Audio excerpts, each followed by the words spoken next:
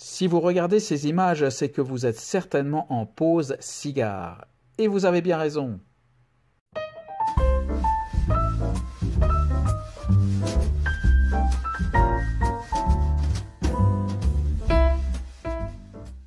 Bonjour et bienvenue pour cette vidéo qui va s'arrêter aujourd'hui au Honduras avec un cigare de la marque Alec Bradley.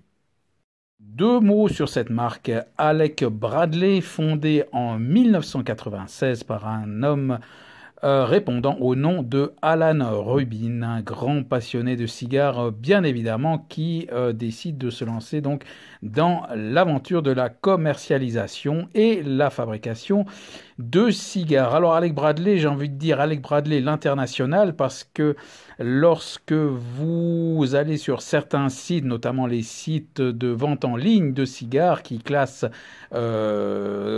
pratiquement tous leurs cigares en fonction du terroir, et bien quand vous allez sur le terroir de République dominicaine, vous trouvez du Alec Bradley. Quand vous allez sur le territoire du Nicaragua, vous trouvez du Alec Bradley.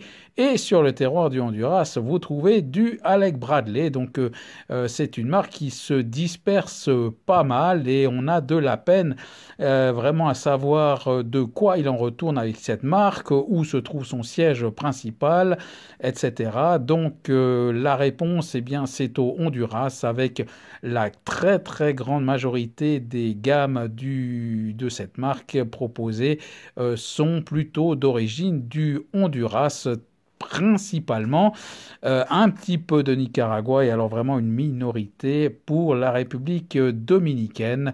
À noter qu'un ou deux cigares avaient été primés par Cigar Aficionado par numéro 1, mais quand même dans les 10 premiers, sauf erreur. Et c'est cette marque également qui confectionne le fameux Texas Lancero, qui n'a rien d'un Lancero puisqu'il s'agit plutôt d'un double gordo avec ses plus de 17 cm de long et surtout un ring de 70. Donc voilà en gros ce qu'on pouvait dire sur cette marque, donc très étendue, principalement commercialisée aux États-Unis et finalement relativement récente. Le cigare du jour est en cave depuis mai 2021 et dégusté le 2 octobre 2022. Son nom officiel est le Alec Bradley Mundial Punta Lanza numéro 5. Alors, Punta Lanza veut dire en français pointe lancée et vous allez tout de suite comprendre dans quelques instants quand vous verrez le cigare à l'image de quoi on parle, puisque son format est un perfecto. Avec une longueur de 13 cm, un diamètre de 2 cm 06 correspondant à un ring de 52. Et donc son origine, on l'a dit, Honduras, avec une cape qui vient du Honduras.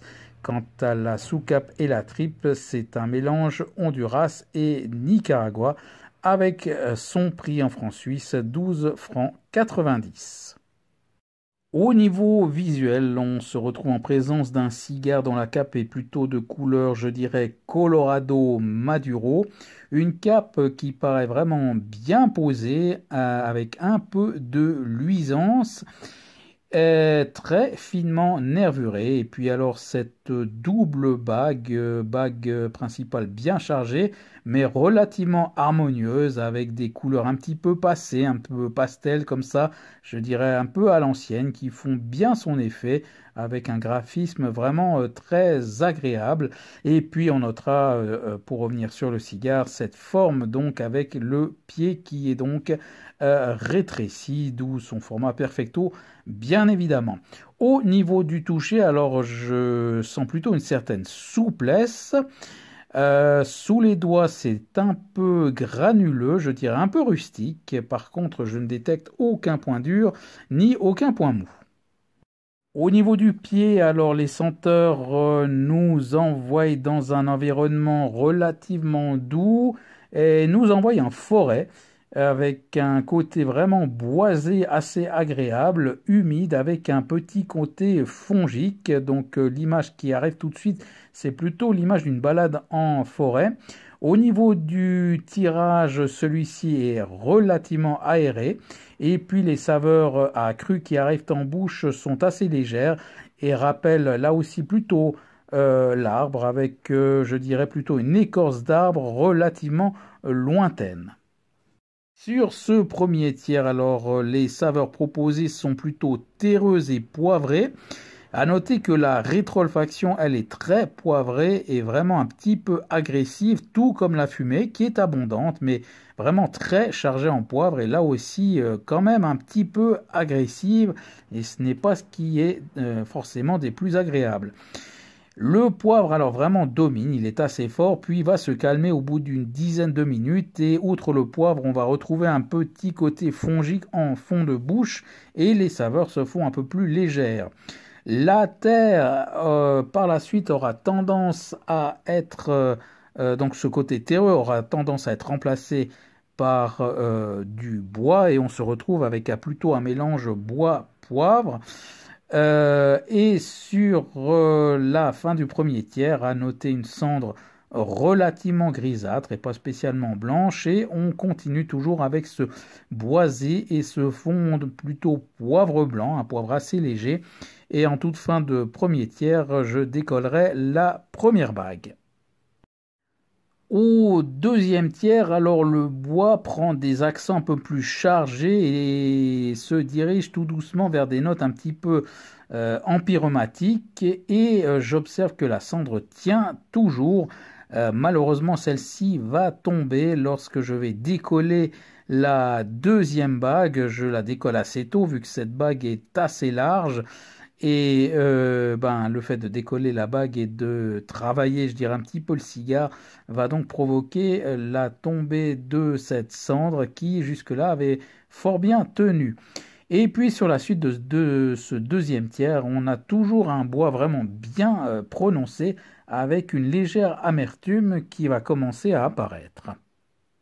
Sur le troisième tiers, alors la montée en puissance va être perceptible, la fumée, elle, s'alourdit et le bois, je vous disais, était accompagné d'une petite amertume qui commençait à apparaître sur le deuxième tiers et là sur le troisième tiers, elle apparaît plus franchement. Je vais procéder d'ailleurs à un dégazage relativement moyen, mais on retrouve un boisé un peu plus rond avec donc un peu moins d'amertume et celle-ci va vraiment revenir très très vite. Le dégazage provoque l'extinction du cigare que je rallume et alors après ce réallumage, eh bien les saveurs sont vraiment très empyromatiques, c'est assez spécial, donc des notes très empyromatiques sur la fin avec des notes je dirais presque alcoolisé ou qui rappelle presque un peu du pétrole, un côté un peu chimique.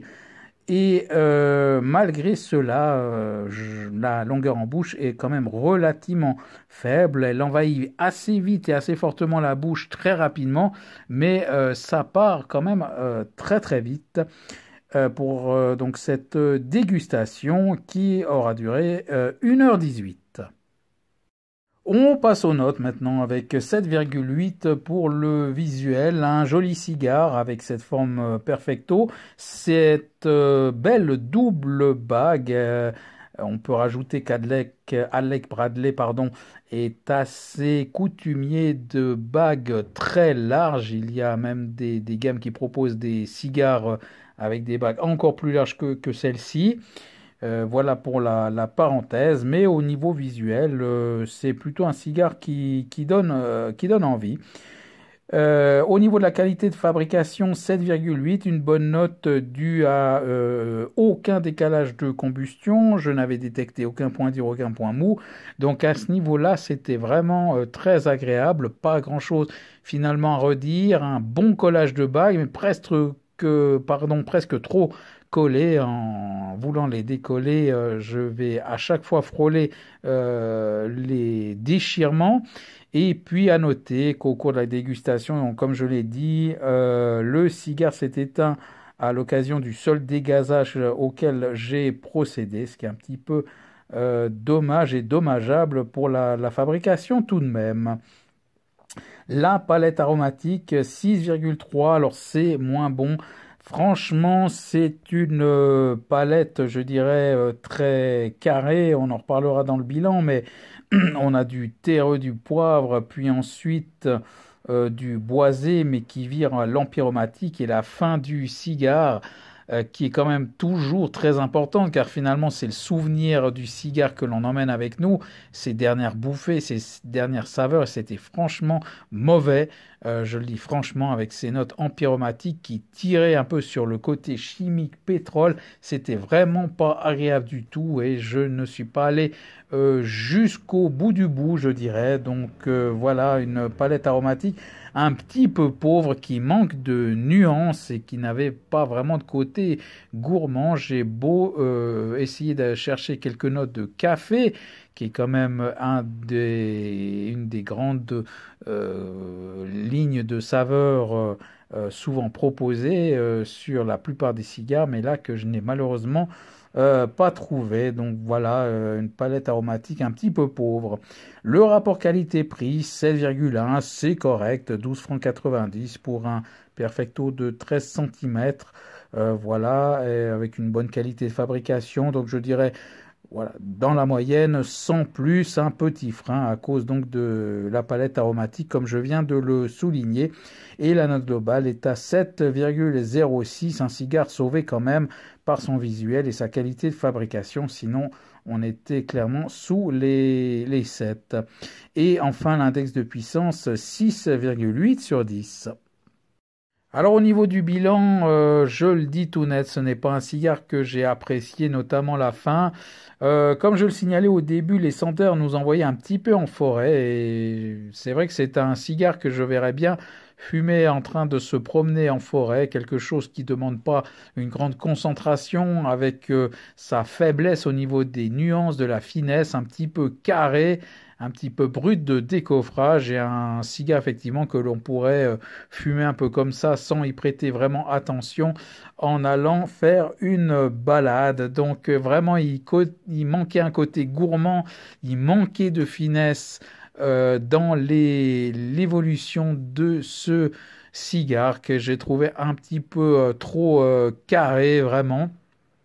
Et donc attention là au tempo car c'est un cigare dont le tirage est, je l'ai signalé, relativement aéré, mais qui pourrait vite monter à la tête, surtout sur la deuxième moitié, car comme je l'ai dit, les saveurs sont quand même assez prenantes, même si elles n'ont aucune longueur en bouche, ou en tout cas très peu, hein, je suis un petit peu sévère de dire qu'il n'y a aucune longueur, mais la longueur s'estompe très vite, mais quand vous tirez sur le cigare, les saveurs sont assez vite envahissantes et retombent très vite. Mais sur le coup, et si on n'y prête pas garde et si on tire de manière trop fréquente sur le cigare, ça pourrait être enivrant. Donc attention, ce n'est pas un cigare fait pour les débutants de mon point de vue, car il y a ce côté donc un petit peu piégeant.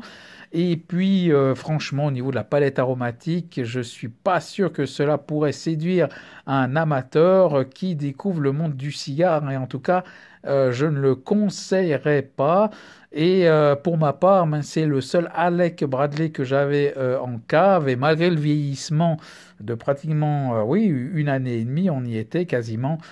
Je ne peux pas dire que ça lui ait fait du bien, ou en tout cas cette fin de cigare laisse à désirer et franchement cela m'incite pas pour l'instant en tout cas à poursuivre dans la découverte de cette marque. On verra cela peut-être plus tard ou pas du tout. Et bien voilà, une énième dégustation qui se termine et donc je vous donne rendez-vous prochainement pour une toute nouvelle découverte et en attendant, je vous dis à bientôt.